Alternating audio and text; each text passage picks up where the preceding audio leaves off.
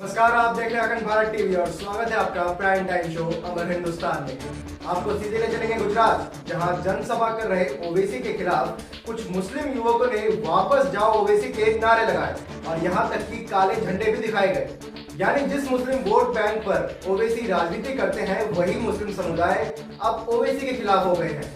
और इतना ही नहीं, इन्हीं मुस्लिम युवकों ने ओवैसी के सामने मोदी मोदी के नारे भी लगाए। अब आप अंदाजा लगा सकते हैं कि गुजरात में मोदी लहर इस कदर है कि क्या हिंदू और क्या मुसलमान सब मोदी के रंग में रंगे हुए हैं।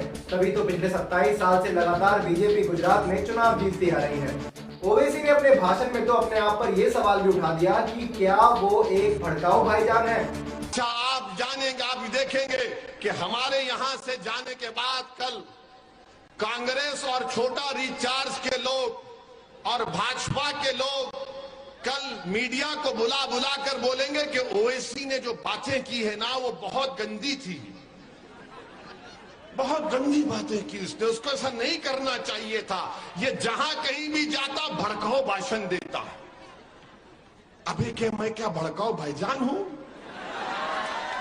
मैंने किसके खिलाफ कहा? मैं किसी के खिलाफ कहता नहीं हूं। बीजेपी को हराने के लिए ओवैसी अपनी पूरी जान लगा रहे हैं, पर उन्होंने ये कल्पना भी नहीं की होगी कि जिस मुस्लिम समुदाय को लेकर वो सियासत करते हैं वही मुस्लिम ओवैसी के खिलाफ नारे लगाएंगे।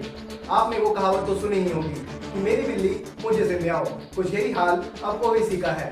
खैर, गुजरात इलेक्शन की हर खबर हम आप तक पहुंचाएंगे। फिलहाल बढ़ते हैं आगे एक बड़ी खबर की ओर। क्या ट्विटर खरीद के फंस गए हैं इलॉन मस्क? क्या ट्विटर कराएंगे इलॉन मस्क की बेइज्जती? ट्विटर में इन दिनों जो हो रहा है उसका अंदाजा शायद भगवान भी नहीं लगा पाएंगे, क्योंकि ट्विटर खरीदने के बाद इलॉन मस्क ट्विटर को ऐसे चला रहे हैं जैसे कोई खिलौना हो। मन बड़ा चंचल होता है, ये तो आप सब जानते हैं। और जिस तरह गिरगिट रंग बदलती है उसी तरह इलॉन मस्क ट्विटर को लेकर अपना मन बदल रहे हैं। ट्विटर खरीदने के बाद वो ऐसे अजीबोगरीब फैसले ले रहे हैं जो सबकी समझ से बाहर है। उनका जब मन चाहे वो मेल कर एम्प्लॉयज को नौकरी से निकाल देते हैं, तो कभी मेल कर नौकरी पर दोबारा बुला लेते हैं, तो कभी कहते हैं कि कर्मचारियों को 7 दिन 24 घंटे काम करना होगा।